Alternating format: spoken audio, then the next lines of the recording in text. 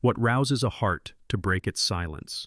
What stirs the ancient to rise against the tide of ruin in the deep woods of Fangorn, where shadows pool like ink and time itself seems to hold its breath?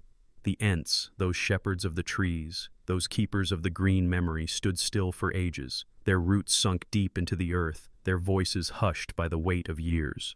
Yet something moved them. Something kindled a fire in their slow hearts, a fire that would march them to the gates of Isengard and bring down the iron pride of Saruman. What was it? Was it wrath? Was it sorrow? Or was it something older, something woven into the very song of creation?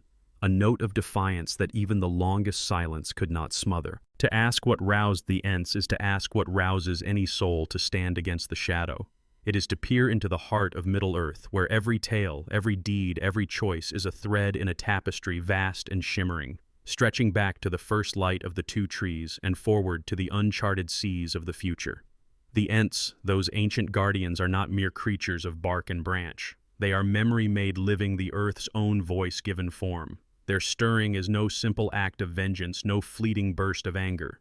It is a reckoning, a turning of the tide, a moment when the world itself seems to pause and say, "No further shall the darkness go." Let us walk then into the shade of Fangorn, where the air is thick with the scent of moss and the murmur of leaves. Let us listen to the silence that is not silent, to the slow pulse of life that beats beneath the soil. Here in this green cathedral, the Ents have stood since the world was young, watching the stars turn. The rivers carve their paths, the seasons weave their endless dance. They are not hasty, these tree herds. Their thoughts are long, their words longer still, each syllable a root that reaches back through centuries. To understand what roused them, we must first understand their stillness, their patience, their refusal to be moved by the fleeting passions of men or the restless ambitions of wizards. In the beginning, when Iluvatar sang the world into being, the Ents were born from the thought of Yavanna, the giver of fruits, who loved all things that grow. She saw the beauty of the trees, tall and silent, their branches reaching for the heavens, their roots drinking deep of the earth, and she feared for them. She knew that the children of Iluvatar elves and men would come, and with them axe's fire and the hunger to shape the world to their will. So she pleaded with Iluvatar, and he in his mercy gave her the Ents to be the protectors of the forest, to speak for those who could not speak. Thus the Ents were made not as masters but as stewards, their lives bound to the lives of the trees they guarded. And for ages they kept their charge. They walked the great forests of Beleriand, where the pines sang with the wind and the oaks stood like kings. They saw the first elves awaken under the stars, their eyes bright with wonder. They watched the rise of kingdoms and the fall of towers. They mourned when the axes of men bit deep, when the fires of war devoured the green. Yet they did not act. They watched, they remembered, they sang their slow songs of loss and endurance. For the Ents are not creatures of haste. Their anger, when it comes, is not a spark, but a smoldering coal buried deep, waiting for the moment when the wind of fate blows it into flame. What then was the wind that stirred the Ents of Fangorn? To find it, we must turn to the days of the War of the Ring, when the shadow of Sauron lay heavy on the world, and his servant Saruman, once the White, turned his heart to treachery. Saruman, who had walked the paths of wisdom, who had spoken with the Ents in days gone by, had fallen. His mind, once bright with the light of lore, had grown dark with envy and ambition. He looked upon the power of Sauron and desired it for himself. He looked upon the forests of Fangorn and saw not beauty but fuel for his furnaces. He built Isengard into a fortress of iron and fire, a place where the earth was torn open, where the trees were felled without mercy, where the smoke of industry choked the sky. The Ents knew of Saruman's deeds. They heard the cries of the trees, their kin, as the axes fell. They felt the pain of the forest, the wounding of the green, yet still they did not move. Why was it fear that held them? Fear of Saruman's power, of his machines, of the orcs that swarmed like locusts? Or was it something deeper, a fear not of death, but of action itself? To act is to change, to step into the current of time and be swept away. The Ents, who had stood still for so long, who had watched empires rise and fall without stirring, knew this. To march on Isengard would be to break their silence, to risk their lives, to alter the song of the world forever. And what is more fearful than to step out of the known into the unknown, where the only certainty is loss? Yet the Ents were not unmoved. Their hearts, slow and deep, were stirring. Treebeard, the eldest of their kind, the shepherd of Fangorn, felt the weight of Saruman's betrayal. He had known Saruman in better days when the wizard walked the forest paths and spoke of lore and light. Now that same wizard had become a destroyer, a traitor to the green, a servant of the shadow. Treebeard's heart was heavy with sorrow, but sorrow alone does not rouse an Ent. It was something else, something small, something unexpected that tipped the balance. Enter Merry and Pippin. Two hobbits, small and unlooked for, stumbling into Fangorn like leaves blown by a wayward wind. They were not heroes in the mold of men or elves, not warriors clad in mail or sages steeped in lore. They were hobbits, lovers of pipeweed and hearth of laughter and simple joys. Yet they carried with them a spark, a clarity of purpose, a truth so plain it cut through the mists of doubt.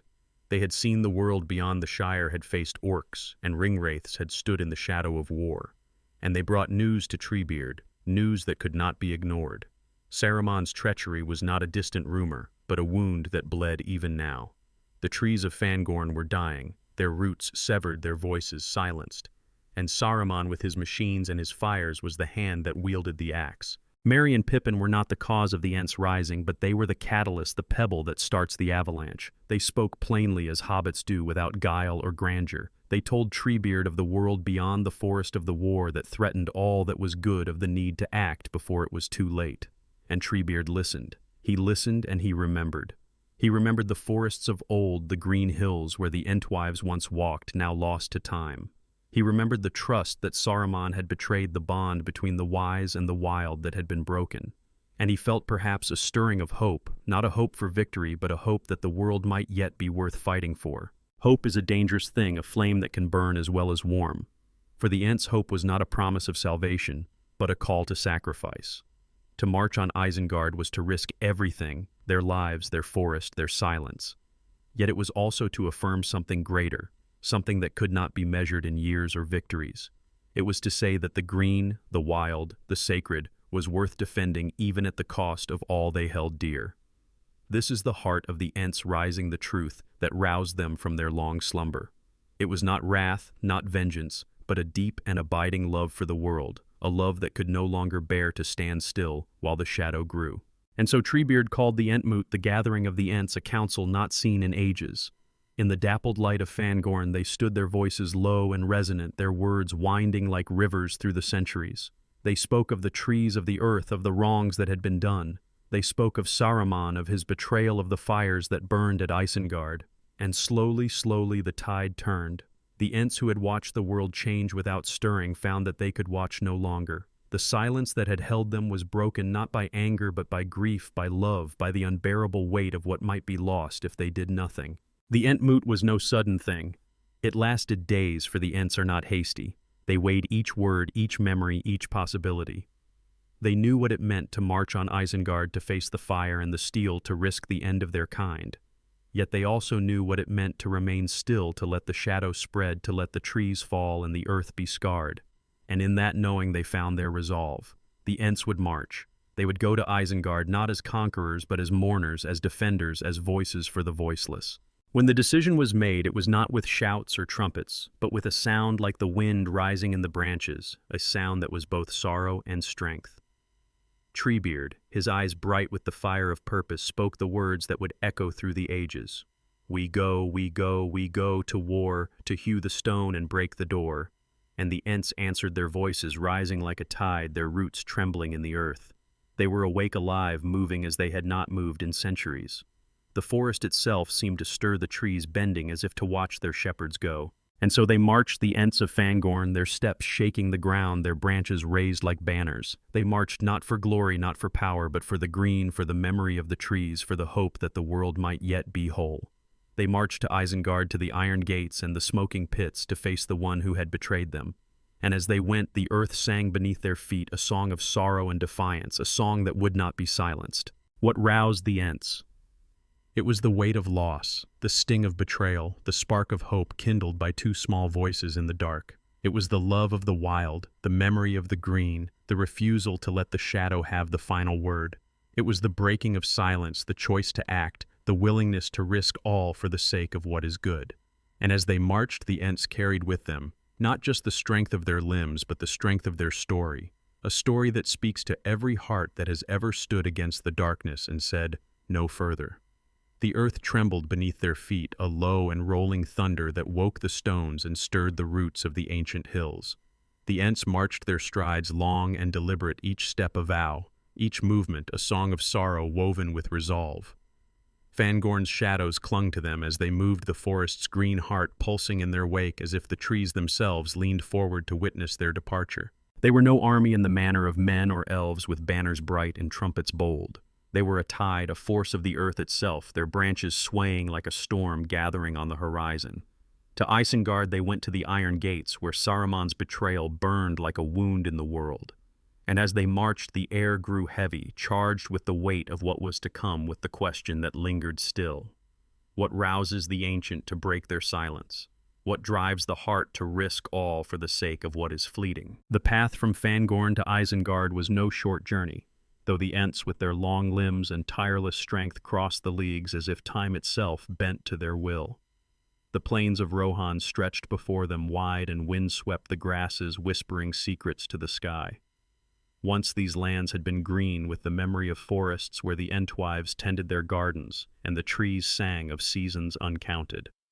Now the Ents saw only the scars of Saruman's hunger stumps, where oaks had stood rivers choked with ash, the air bitter with the reek of smoke. Each step they took was a reminder of what had been lost, each sight a goad to their slow-kindling wrath. Yet it was not wrath alone that drove them. It was something deeper, something that pulsed in the sap of their being, a love for the world that could not be quenched even by despair. Treebeard led them, his eyes like embers in the dusk, his voice a low rumble that seemed to draw strength from the earth itself. He was the eldest, the shepherd of shepherds, his memory stretching back to the days when the stars were young and the world was green. He had seen the rise of mountains, the fall of kingdoms, the fading of the Entwives into shadow. His heart was a tapestry of grief and endurance, yet now it burned with purpose. Beside him walked Quickbeam Young among the Ents, his branches still supple, his spirit fierce with the pain of the trees he had seen felled. And others followed, Skinbark, Leaflock, Beachbone, each with their own tale of loss, each with their own reason to march. They were few, the Ents. Their numbers dwindled by time and calamity, but in their unity they were mighty, a force that could break stone and sunder iron. As they drew nearer to Isengard, the land changed. The open plains gave way to a wasteland of churned earth and blackened rock. The Non-Curunir, the Wizard's Vale, had once been a place of beauty, where the river Isen flowed clear and the hills were crowned with green. Now it was a scar, a place of fire and ruin, where Saruman's machines belched smoke and the ground groaned under the weight of his ambition. The Ents saw the pits where the earth had been torn open, the furnaces that devoured the trees of Fangorn, the towers of iron that mocked the natural order. They saw the orcs swarming like insects, their laughter harsh and cruel. And they saw Orthanc, the black tower at the heart of Isengard, its stone unyielding, its peak piercing the sky like a spear.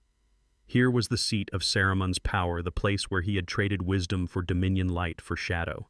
The sight of Isengard did not quicken the Ents' steps, for they were not hasty, but it deepened their resolve like a river carving stone. They paused at the edge of the vale, their forms half hidden in the twilight, their branches swaying in the wind. Treebeard raised a hand, and the Ents grew still, their voices silent, their eyes fixed on the fortress before them. For a moment it seemed as if the world held its breath, as if the stars themselves leaned down to listen. What did they feel, these ancient ones, as they gazed upon the work of their betrayer? Was it anger sharp and bright? Was it sorrow heavy as the earth? Or was it something else, a mingling of both? A recognition that to act was to step into the current of loss, to risk the end of their kind for the sake of what might yet be saved. To understand the Ents' choice, we must look beyond the moment of their march, beyond the fire and the stone, to the deeper currents that move them. The Ents were not creatures of war. They were shepherds, singers, keepers of memory. Their lives were bound to the trees, to the slow rhythms of growth and decay. To march on Isengard was to step outside their nature, to embrace a role they had never sought. Yet in that choice they revealed a truth that lies at the heart of Tolkien's world, that even the gentlest soul, when pressed by love or loss, can become a force of reckoning. The Ents did not march for glory or power. They marched for the trees, for the green, for the memory of a world that was slipping away. They marched because to do nothing was to betray the very thing they were made to protect. And so, with a sound like the cracking of stone, the Ents moved. They descended into the vale, their steps shaking the ground, their voices rising in a song that was both lament and challenge. It was no song of men or elves, no hymn of victory or conquest. It was the song of the earth, of roots and rivers of leaves that fall and rise again.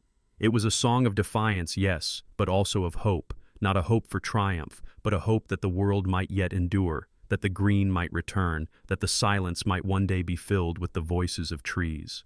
The orcs of Isengard heard that song and quailed, for it was a sound they could not understand, a sound that spoke of powers older and deeper than their master's fire. The battle that followed was no battle in the way of men with swords and shields and ordered ranks.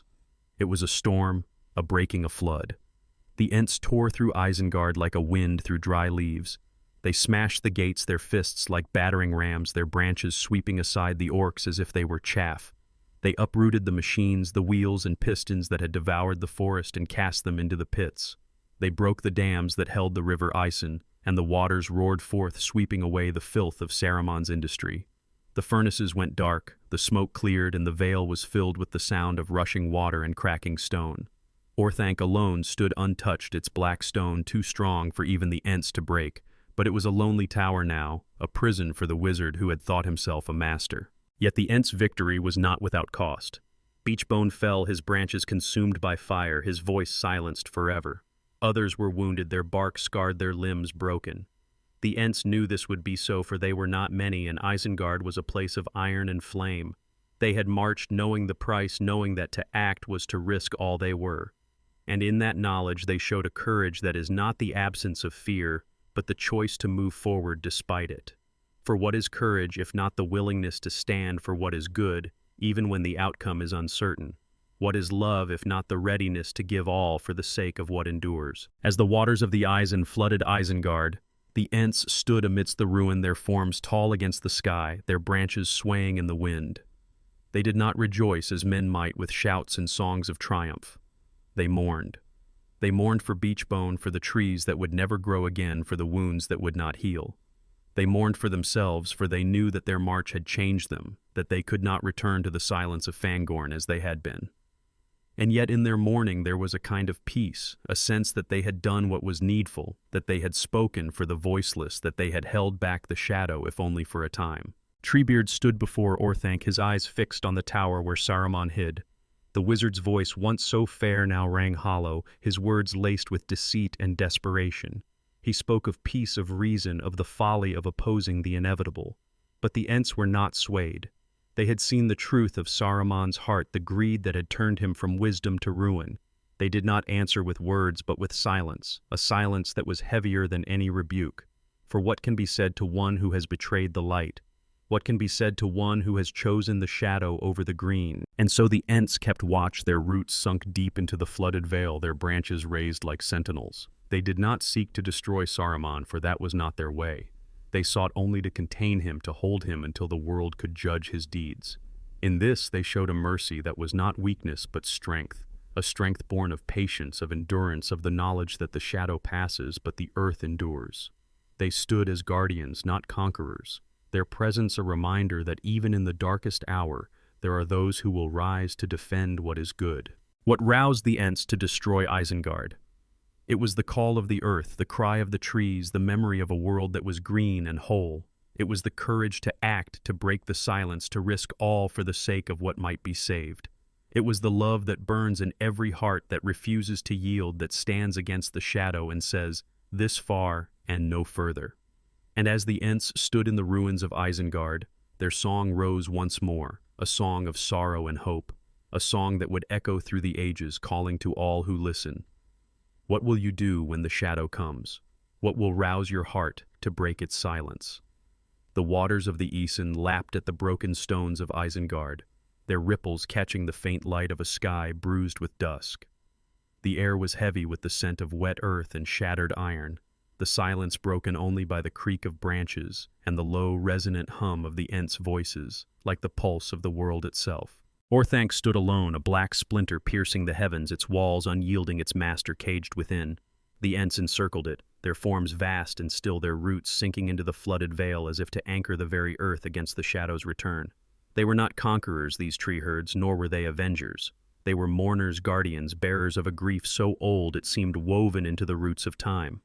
Yet their work was not done. The question lingered heavy as the mist. What rouses the ancient to break their silence? What sustains the heart when the cost of action is measured in loss? The ruin of Isengard was no triumph, though to the eyes of men it might have seemed so. The furnaces were cold, the machines shattered, the orcs scattered or drowned. The vale, once a wound in the earth, now shimmered with water reflecting the stars that dared to pierce the clouds. Yet the Ents did not sing of victory. Their songs were of beechbone whose branches had burned of the trees felled to feed Saruman's fires, of the Entwives lost to the mists of memory. They sang of the green that was gone, of the wounds that would not heal in their time. And in their singing they revealed a truth that runs like a river through Tolkien's world, that to act against the shadow is not to erase it, but to bear it, to carry its weight in the heart, and still choose to stand. Treebeard stood at the edge of the flood, his eyes fixed on Orthanc, his branches swaying as if in rhythm with some unseen tide. He was the eldest, the memory of Fangorn, his life, a bridge between the world's youth and its twilight. He had seen the first light of the two trees, had walked the forests of Beleriand when the stars were new. Now he stood in the wreckage of Saruman's ambition, and his heart was heavy, not with regret, but with the weight of what had been done and what must yet be done. For the Ents' march was not the end of their tale, but a turning, a moment when the slow current of their lives bent toward a new course. To rouse the ancient is one thing. To sustain their resolve to hold fast in the face of loss is another. The Ents kept watch over Isengard, their presence a silent rebuke to the wizard who had betrayed them. Saruman, once the white, now diminished, paced the chambers of Orthanc, his voice weaving spells of deceit, his words sharp as thorns. He called to the Ents, offering peace, promising wisdom, claiming that his heart had turned from shadow. But the Ents were not fooled. They had heard his voice before in days when it was fair and true, and they knew the poison that now laced it. They did not answer with words, but with silence, a silence that was not empty, but full of memory, of grief, of the unyielding resolve to hold the line against the darkness. For what is silence, if not the space where truth takes root? What is stillness, if not the strength to endure? Yet the Ents' vigil was not without challenge. The world beyond Isengard was stirring, the war of the ring gathering like a storm. Sauron's eye burned in the east, his armies marching to crush the free peoples of Middle-earth. Rohan to the south was beset by orcs, its riders hard-pressed. Gondor, far off, stood on the brink of siege. The Ents knew this, for the wind carried tidings, and the earth whispered of distant tremors. They knew, too, that their march on Isengard had shifted. The balance had broken Saruman's power and freed Rohan to face the greater threat. But they knew also that their own strength was spent, their numbers few, their losses heavy. To hold Isengard was to bind themselves to a task that might outlast them, to risk fading into the earth as the world changed around them. What then kept the Ents at their post? What sustained them when the fires were out, when the flood had settled, when the first flush of purpose gave way to the long, slow work of watching? It was not hope, not in the way men speak of it as a bright promise of better days. The Ents were too old for such hopes, too steeped in the cycles of growth and decay. Their hope was deeper, quieter, a hope not for victory, but for meaning, a hope that their stand, their sacrifice might ripple through the world, might nourish the roots of what was yet to come. It was a hope born of love, of the memory of the green of the trees that had been, and the trees that might yet be. It was a hope that did not deny loss, but embraced it, as the earth embraces the fallen leaf and turns it to new life. This hope was tested in the days that followed as the Ents stood guard over Isengard. The orcs, though scattered, were not wholly gone. Some lingered in the hills, their eyes glinting with malice, their hands itching for revenge. Others crept back under cover of night, seeking to salvage what they could from the wreckage to strike at the Ents in their stillness. The Ents met these threats with the same unyielding strength they had shown in battle, their branches sweeping like hammers, their roots crushing stone. But each skirmish took its toll, not in lives alone, but in spirit. The Ents were few, and each wound, each loss was a thread pulled from the tapestry of their kind. They knew this, and yet they did not waver. For to waver was to let the shadow creep back, to let Saruman's poison spread anew. In this vigil, the Ents revealed a facet of their rousing that had not been seen in the march or the battle, the courage to endure. To march on Isengard was a single act, a breaking of silence, a release of long-held grief. But to remain to watch, to hold the ground won at such cost, this was a different kind of courage, a courage that does not flare but burns steady and slow like a coal buried deep in the earth. It was the courage of the oak that stands through the storm of the river, that carves the stone of the heart, that chooses to love even when loss is certain. And in this courage the Ents spoke to a truth that echoes through every tale of Middle-earth, that the fight against the shadow is not won in a single blow, but in the quiet, steadfast choices that follow. As the days turned to weeks, the Ents began to transform Isengard. They did not rebuild it as men might with walls and towers. They let the waters linger, turning the vale into a marsh where reeds whispered and willows dipped their branches. They planted trees, saplings from Fangorn, carried with care their roots wrapped in moss. They sang to them songs of growth and memory songs that called to the deep life of the earth. Slowly the vale began to heal its scars, softened by green, its silence filled with the murmur of leaves. It was not the forest of old, not the green hills where the Entwives had walked, but it was a beginning, a sign that the earth could mend, that the shadow could be pushed back, if only for a time. This work was not without its pain. The Ents knew that they planted for a world they might not see for a time, when their own voices might be stilled. They knew, too, that the trees they nurtured might one day fall to the axes of men, as so many had before. Yet they planted still, for to plant a tree is an act of faith, a defiance of despair, a whisper to the future that says, "You are not forgotten." In this the Ents showed a wisdom that Saruman, for all his lore, had lost, the wisdom to act not for oneself, but for the world, to give without promise of reward, to love without assurance of return. And in their planting they answered the question that had roused them. It was not wrath, not vengeance, but love. Love for the green, for the earth, for the song that still sang in the silence. The hobbits Merry and Pippin remained with the Ents for a time, their small forms a contrast to the towering shepherds. They brought news of the world beyond, of Theoden's ride, of Gandalf's return, of the gathering storm in the east. They spoke too of their own fears, their own hopes, their own small part in the great tale. And the Ents listened, their slow hearts stirred by the simplicity of the hobbits' words. Merry and Pippin were no longer the catalysts of the Ents' march, but companions, witnesses to the long vigil-bearers of a light that did not dim even in the shadow of Orthanc. In their presence, the Ents found a reminder of why they had acted, of the small, fragile things that were worth defending, of the laughter and love that could endure even in a world at war. One day, as the sun sank low and the waters of Isengard glowed like molten gold, Treebeard spoke to the hobbits of the Entwives. His voice was soft, heavy with the weight of ages, and his words were a lament for what was lost. He told of the gardens they had tended, of the songs they had sung, of the love that had bound the Ents to them across the centuries. He spoke of their fading, of the shadow that had taken them, of the silence that had followed. And in his words there was a question unspoken but clear. What does it mean to love when the beloved is gone? What does it mean to act when the outcome is uncertain, when the heart is heavy with grief?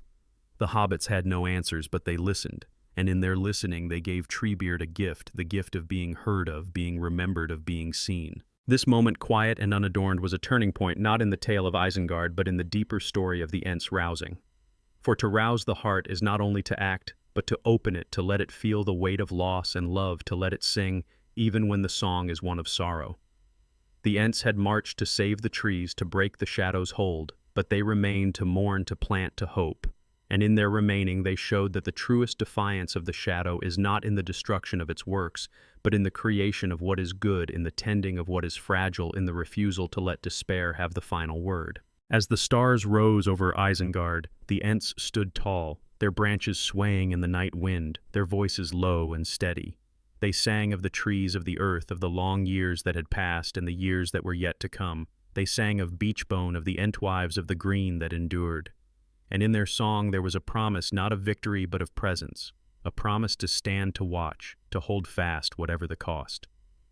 For what rouses the ancient is not a single spark, but a fire that burns through time, a fire kindled by love, sustained by courage, and carried forward by hope. And as the Ents sang, the world listened, and the question lingered still. What will rouse your heart when the shadow comes? What will call you to break your silence and to stand? The stars burned cold above the flooded vale of Isengard, their light trembling on the waters that cradled the ruins of Saruman's ambition. The Ents stood as sentinels, their roots entwined with the earth, their branches swaying in a wind that carried the faint, bitter tang of ash. Orthanc loomed unyielding, a shadow against the night, its black stone a silent witness to the wizard's fall. The air was thick with the weight of time, with the slow pulse of the world's turning, and the Ents' voices wove through it low and resonant like the roots of mountains singing. They sang not of triumph, but of memory of the green that was and the green that might yet be. Yet beneath their song the question lingered, a thread unbroken: what rouses the ancient to break their silence? What binds the heart to its purpose when the world shifts beneath its feet? The Ents' vigil over Isengard was no fleeting act, no burst of wrath that fades with the dawn. It was a choice renewed with each passing day, each quiet hour, each moment when the temptation to return to Fangorn's shade whispered in their hearts. They had shattered the gates, drowned the furnaces, planted the first seeds of healing in the scarred vale. But to remain, to hold the ground they had won, to guard the tower where Saruman's voice still spun webs of deceit, this was a labor deeper than battle, a burden heavier than stone. For the Ents were few, their strength finite, their losses etched in the bark of their being. Beachbone was gone, his fire-quenched voice a wound that would not heal. Others bore scars, their branches broken, their roots weakened by the flood they had unleashed, and yet they stood unmoving, their will as enduring as the hills. Why did they stay? What anchored them to this place of ruin when the forest called, when the world beyond Isengard roared with the clamor of war? To answer this, we must look to the heart of the Ents' nature, to the slow, deep current that had roused them and now sustained them. The Ents were not warriors, not seekers of glory or power. They were shepherds, stewards, keepers of the green. Their lives were bound to the trees, to the earth's quiet rhythms, to the long memory of growth and decay. To march on Isengard had been to step outside that nature, to break the silence of ages. To remain was to embrace a new role, not as destroyers, but as guardians of a world in flux, as bearers of a hope that did not promise victory but meaning. This hope was not the bright, fleeting hope of men who dream of crowns and songs. It was the hope of the oak that sends its roots deep, knowing the storm may come. It was the hope of the river that carves the stone patient through centuries. It was a hope rooted in love for the trees, for the earth, for the fragile beauty of a world that could still be wounded, yet still endure. And in this hope the Ents found the strength to stand, to watch, to sing, even as the shadow of Sauron grew in the east, even as the War of the Ring drew the free peoples of Middle-earth into its fire. They stood because to stand was to affirm the worth of what they guarded, to weave their thread into the tapestry of the world's story, to say, this matters though it may cost all. The days of their vigil were not without trial. Saruman, caged in Orthanc, was no passive prisoner. His voice, once a melody of wisdom, now dripped with venom, weaving spells of doubt and despair. He called to the Ents from his high window, his words sharp as blades, offering peace, promising restoration, claiming the world had turned against them. "The trees will fall," he said, "whether by my hand or another's. Why waste your strength on a doomed cause? Return to your forest and let the tides of fate sweep past." His voice was a shadow, probing the cracks in their resolve, seeking to unravel the fire that had roused them. But the Ents were older than Saruman's cunning, and their hearts were not so easily swayed. They answered with silence, a silence that was not surrender but strength, a silence that held the weight of their grief, their love, their unyielding will. Yet Saruman's words were not the only challenge. The world beyond Isengard was changing its currents, pulling at the Ents' roots. The hobbits Merry and Pippin brought tidings of Rohan's muster, of Gandalf's plans, of the gathering storm in Gondor. They spoke of Aragorn, the heir of kings, and of Frodo the ring-bearer, whose small steps carried the weight of the world. The Ents listened, their slow thoughts turning like the seasons, and they felt the pull of the greater war. They knew their march had freed Rohan. To ride against Sauron had broken Saruman's power to aid his master. But they knew, too, that their own strength was bound to Isengard, that to leave would be to risk Saruman's escape, to let the shadow creep back into the Vale. And so they stayed their choice, a quiet act of faith in a world they could not fully see. This choice was not without cost. The Ents were few, and each day of their vigil drained them like sap from a wounded tree. The waters of the Isen, though they had cleansed the Vale, were cold, and the earth was heavy with the memory of fire. The saplings they had planted grew slowly, their roots struggling in the scarred soil. The Ents sang to them, their voices a balm, but they knew that these trees would not reach their full height in their time, that they planted for a future they might not share. And in this knowledge they faced a deeper question. What does it mean to act when the fruits of action are uncertain? What does it mean to give when the giving may outlast the giver? To answer this, we must turn to the Ents' memory, to the long tale of their kind. They were born from Yavanna's love, from her fear for the trees that would face the axes of men and the fires of war. They were made to be stewards, not masters, their lives a gift to the world, not a claim upon it. In the ages of their watching they had seen the forests of Beleriand drown, the gardens of the Entwives fade, the green hills of the world give way to stone and steel. They had mourned, but they had endured their songs, carrying the memory of what was lost, their roots holding fast to the earth.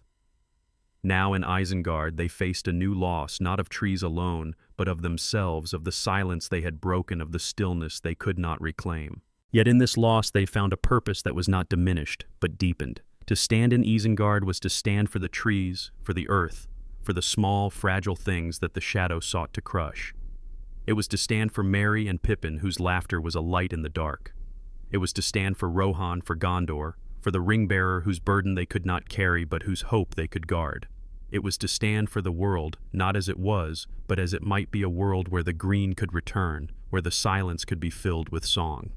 And in this standing the Ents revealed a truth that lies at the heart of Tolkien's world, that the greatest acts are not those that win battles, but those that sow seeds, that hold the line, that keep faith with what is good. As the weeks passed, the Ents continued their work of healing. They guided the waters of the Isen shaping pools, where the reeds could grow, where the willows could dip their branches. They tended the saplings, their hands gentle, their songs patient. They cleared the last of the wreckage, piling the broken iron in heaps that would rust and fade. And they watched Orthanc, their eyes never leaving the tower, their roots a barrier against Saruman's wiles. In this work they found a rhythm, a balance between mourning and making, between loss and hope.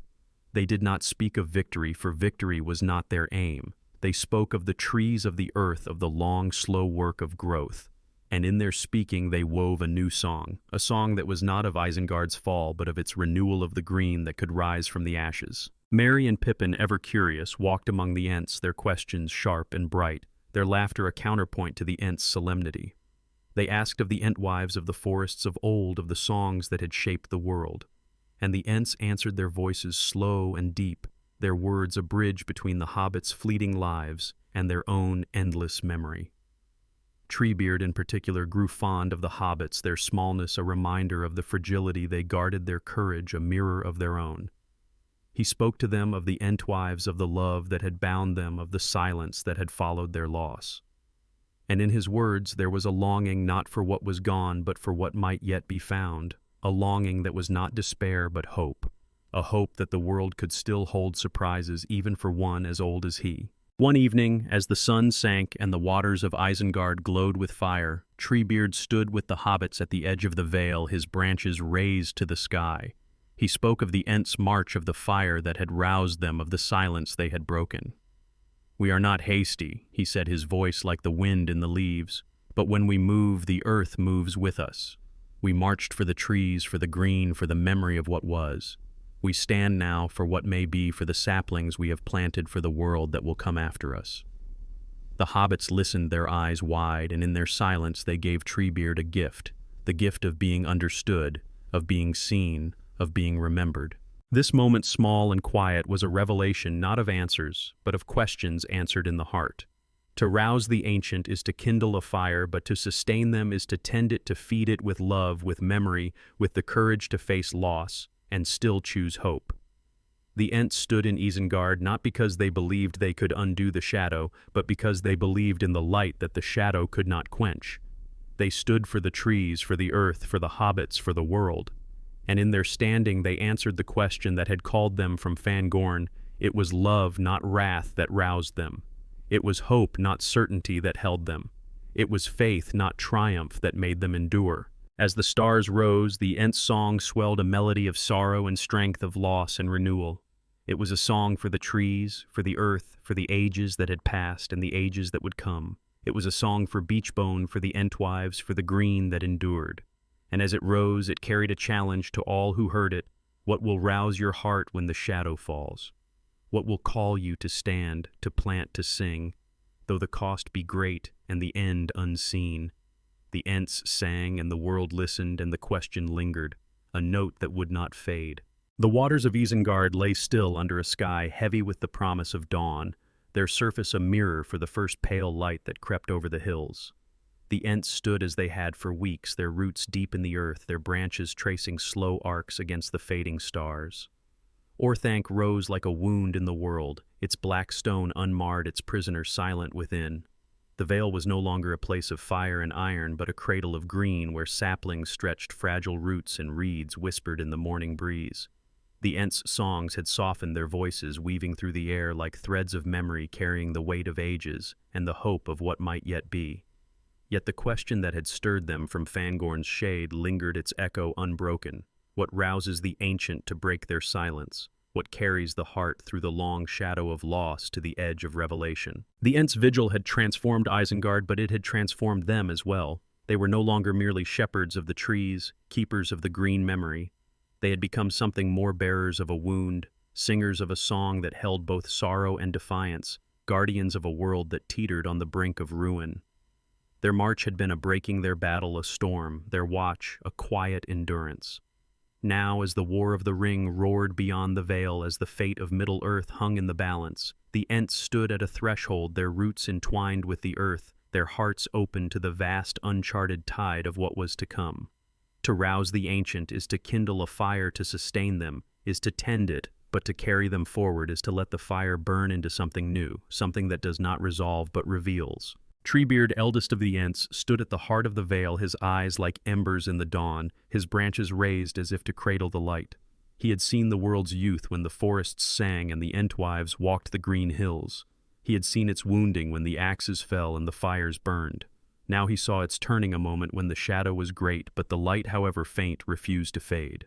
His heart was heavy with the loss of Beachbone, with the silence of the Entwives, with the knowledge that the Ents were few and their time perhaps drawing to a close. Yet in that heaviness there was a clarity, a truth that had grown through the long vigil. To act, to stand, to sing was not to deny loss, but to weave it into the song of the world, to make it part of the green that endures. The Ents had not remained in Isengard for victory, for the shadow of Sauron still grew in the east, and Saruman, though caged, was not undone. They remained for the trees they had planted, for the waters they had guided, for the earth they had begun to heal. They remained for Merry and Pippin, whose small voices had stirred them, whose laughter was a reminder of the fragile beauty they guarded. They remained for the world beyond, for Rohan and Gondor, for the ring-bearer whose burden they could not carry, but whose hope they could uphold. And in their remaining they faced the deepest question of all. What does it mean to love a world that is breaking? What does it mean to give when the giving may not be seen, when the heart that gives may not endure? This question was not answered in words, but in the Ents' presence, in the slow, deliberate rhythm of their days. They tended the saplings, their hands gentle, their songs patient, calling to the deep life of the earth. They watched the waters guiding their flow to nourish the roots, to soften the scars of Saruman's ruin. They guarded Orthanc, their roots a barrier against the wizard's wiles, their silence a shield against his poisoned words. And they listened to the wind that carried tidings of war to the earth, that trembled with distant battles, to the hobbits who spoke of hope and fear in equal measure. In their listening they found a strength that was not in their limbs but in their hearts, a strength that did not falter even as the world shook. Merry and Pippin, ever the hobbits, brought light to the Ents' vigil, their questions sharp and bright, their stories a tapestry of the small and the great. They spoke of the Shire of Pipeweed and feasts of the simple joys that seemed so far from the shadow of war. They spoke, too, of their journey, of the ring-wraith's terror, of Gandalf's fire, of the courage they had found in themselves, though they felt small and unready. The Ents listened, their slow thoughts turning like the seasons, and in the hobbits' words they heard an echo of their own tale, a tale of small things standing against the dark of love that does not yield, of hope that burns even in the coldest night. And in this echo they found a kinship, a bond that was not of blood or kind, but of spirit, of the shared choice to stand, to act, to sing. One morning as the sun rose and the waters of Isengard glowed like molten amber, Treebeard walked with the hobbits to the edge of the vale where the saplings stood tallest, their leaves trembling in the breeze. He spoke to them of the Entwives, his voice soft, heavy with the weight of ages. They loved the gardens. He said the ordered rose, the flowers that bloomed in season. We loved the wild, the forests where the wind sang free. We parted not in anger but in love, each to our own path. And now they are gone, and the silence is deep. He paused, his eyes fixed on the saplings, and then he spoke again, his voice like the wind in the leaves. Yet I plant these trees, though I may not see them grow. I sing, though my song may fade. For the world is not ours to keep, but to tend to love, to leave better than we found it. The hobbits listened, their hearts stirred by the weight of Treebeard's words, and in their silence they gave him a gift, the gift of being heard of, being understood, of being remembered. And in that moment, small and quiet, there was a revelation, not of answers, but of truth, made clear. To rouse the ancient is to break their silence, to sustain them, is to hold their purpose, but to carry them forward, is to let their love become a legacy, a seed planted in the earth, a song that lingers in the air. The Ents had marched for the trees, had stood for the green, had planted for the future. Now they sang for the world, for all that was and all that might be, for the light that the shadow could not quench. As the days turned to weeks, the Ents felt the world's tide pulling stronger. The wind carried news of great battles, of Theoden's fall, of Gondor's stand, of the ring-bearer's unseen journey. The Ents knew their vigil was but one thread in a vast tapestry, their stand, but one note in a song that spanned the ages. Yet they knew, too, that their thread was vital, their note true. By holding Isengard, they had freed others to fight, had kept the shadow from spreading west. By planting the saplings, they had begun a healing that might outlast them. By singing, they had woven their love into the world's memory, a love that would not fade, though the Ents themselves might pass into legend. This knowledge was both burden and balm. The Ents were old, their numbers few, their strength bound to the earth they guarded. They knew they could not march again, could not join the war in the east, could not undo the shadow that grew. Yet they knew, too, that their choice to act, to stand, to sing had rippled through the world, had touched lives they would never see, had kindled fires they would never know. And in this knowing they found a peace not of resolution, but of revelation, a peace that comes when the heart has given all, when the song has been sung, when the love that roused it burns, still bright and unbroken. One evening, as the stars rose and the waters of Isengard shimmered with their light, Gandalf came to the vale, his white cloak glowing in the dusk, his staff a beacon of hope. He stood before Treebeard, his eyes bright with the fire of purpose, and he spoke of the war, of the ring, of the choices that would shape the world's end. "You have done more than you know," he said, his voice warm yet heavy with the weight of truth. "Your march broke Saruman's power, freed Rohan, gave us time. Your vigil holds him, still keeps the West strong. And your trees, your songs, they are a promise, a sign that the green endures, that the shadow is not the final word." Treebeard listened, his branches swaying, his heart stirred by Gandalf's words. "We are not hasty," he said, his voice like the earth's own pulse. "We did not march for victory, nor stand for glory. We marched for the trees, for the green, for the love that could not bear to be silent. We stand now for what may be, for the world that will come after us. And if our song has helped, if our roots have held, then it is enough." Gandalf smiled, a smile that held both sorrow and hope, and in that moment there was a meeting of old powers, a recognition of the shared burden, the shared love, the shared choice to stand against the dark. The hobbits ever near listened too, their hearts full, their eyes bright with tears they did not shed. They knew they would soon leave Isengard, return to the war, to their own small part in the great tale. But they carried with them the Ents' song, the memory of their stand, the truth of their love. And in their carrying they became part of the Ents' legacy, bearers of a light that would not fade even in the shadow of Mordor. For the Ents' rousing was not theirs alone, but a call to all who hear, a challenge to break the silence, to stand, to sing, to love, though the cost be great and the end unseen. As the dawn broke, the Ents gathered in the vale, their voices rising in a final song, a song that was not of Isengard, not of Saruman, not of the war, but of the world itself, of the trees that grew, of the rivers that ran, of the stars that burned. It was a song for Beachbone, for the Entwives, for the green that was and the green that would be.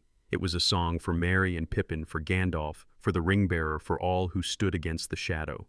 And in its notes there was a revelation not of triumph but of presence, a presence that held the world in its branches, that rooted it in love, that sang it into being. What roused the Ents to destroy Isengard? It was the cry of the trees, the sting of betrayal, the spark of hope kindled by two small voices.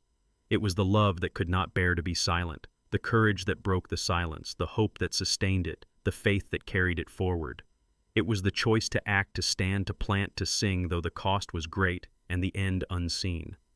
And as the Ents' song faded into the dawn, it left a question, a challenge, a call to all who hear what will rouse your heart when the shadow falls.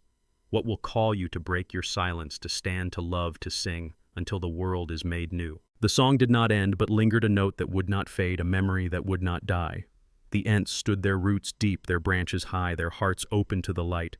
And the world listened, and the green endured, and the question sang on into the ages, into the heart of all that is.